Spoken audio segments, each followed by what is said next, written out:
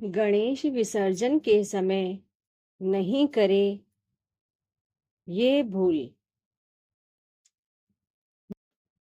नाराज हो जाएंगे बप्पा। गणेश चतुर्थी विसर्जन। गणेश जी को धूमधाम से लेकर आने के बाद उनकी 10 दिनों तक विधि विधान से पूजा की जाएगी, जिसके बाद उन्हें जल में विसर्जित किया जाएगा। ऐसे में आपको गणेश जी को विसर्जित करते समय इन गलतियों को भूल से भी नहीं करना चाहिए। नमस्कार दोस्तों, आपके अपने चैनल ध्वनि एक्टिविटी में आपका स्वागत है।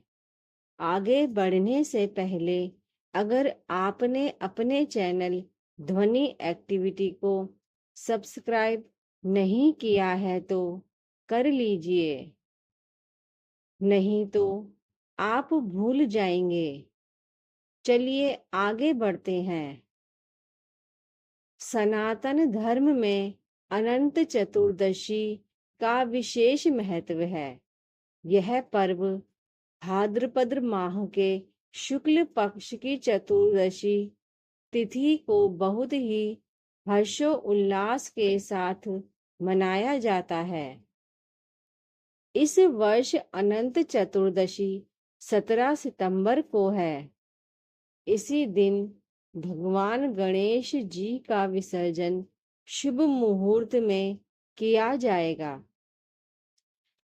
साथ ही इस दिन जगत के पालनहार भगवान विष्णु की पूजा अर्चना करने का विशेष महत्व है। अनंत चतुर्दशी शुभ मुहूर्त।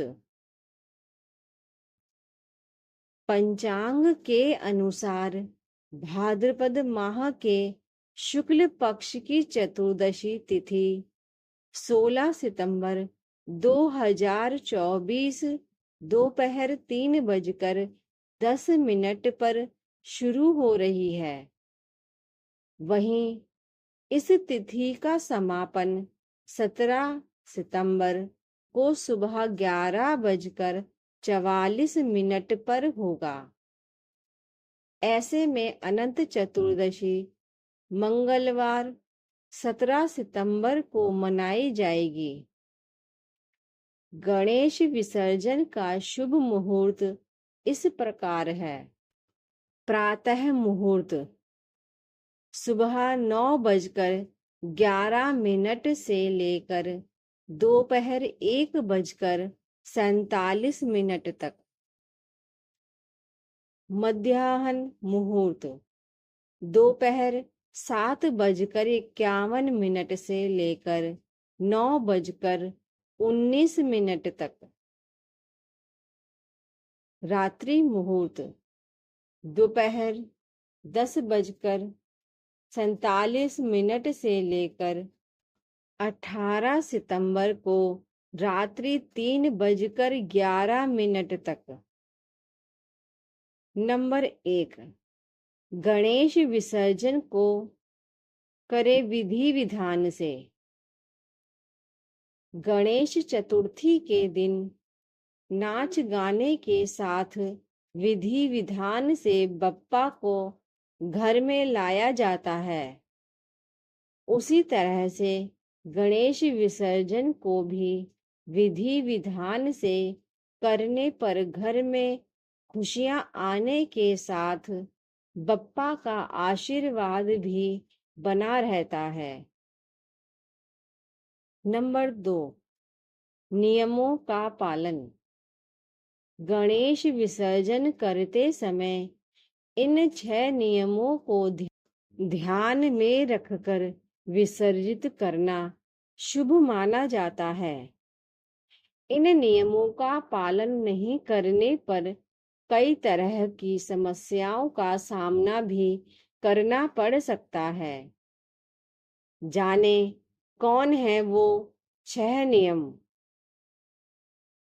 नंबर 3, अनंत चतुर्दशी के दिन करे विसर्जन।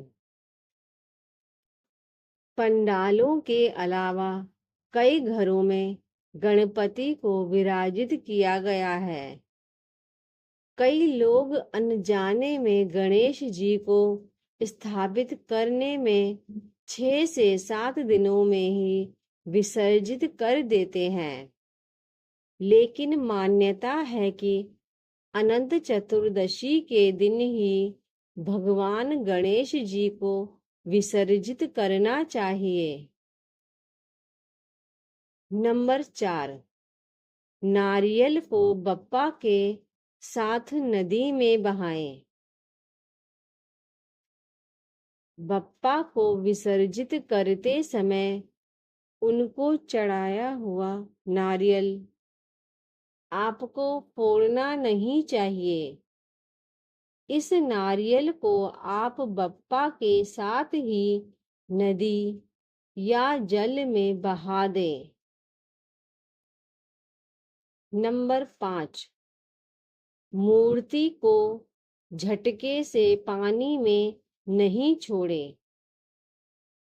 विसर्जित करते समय उनकी मूर्ति को कभी भी झटके से पानी में नहीं छोड़ें। बताया जाता है कि गणेश जी की प्रतिमा को आराम से नदी या पानी में छोड़ना चाहिए। नंबर 6, मूर्ति के आकार से बड़े आकार का पात्र।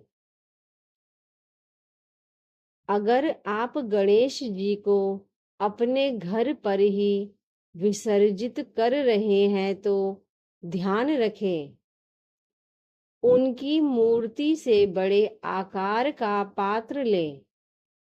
इसके बाद धीरे धीरे बप्पा की प्रतिमा को विसर्जित करने की प्रक्रिया करें।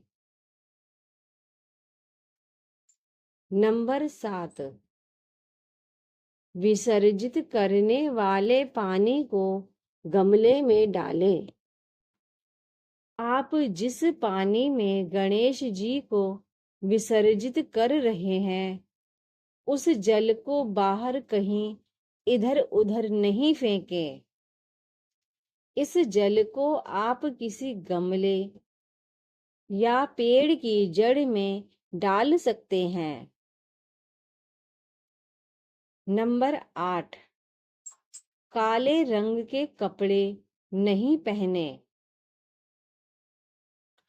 हिंदू धर्म में माना जाता है कि अगर आप गणपति को विसर्जित करने जा रहे हैं तो आपको इस पर्व के दौरान भूल से भी काले रंग के कपड़ों को नहीं पहनना चाहिए। धन्यवाद।